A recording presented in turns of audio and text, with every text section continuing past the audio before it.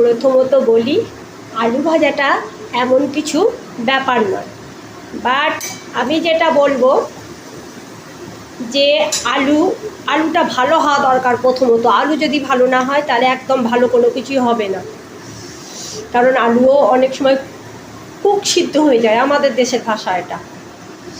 But এবার বলি, আলু যদি ভাজতে চাও হোটেলের মতো, সেই বেশ জিরি যেগুলো খুব ভালো হোটেলে দেয় সেরকম হোটেলে, ওরকম যদি জিরি মুড়মুড়ে হতে হবে, তো ওটাই হচ্ছে আলু ভাজা আসল ভালো।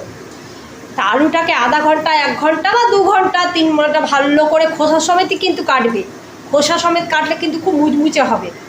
খোসা সমেত কেটে ভালো করে কচলে ঝুড়িতে জল ঝরিয়ে রাখবে। তারপর কড়াইটা ভালো করে কিন্তু গরম করে নিতে হবে, তারপর তেল দিতে হবে, সর্ষের তেল। সর্ষের তেল দেওয়ার পর তেলটা যখন ভালো করে দেখবে যে ধোঁয়া উঠছে, তখন গ্যাসটা ভালো সিমে করে আলুটাকে ছেড়ে দেবে। দেখো আমার রেডি, একবারে দেখে বুঝতে পারছো।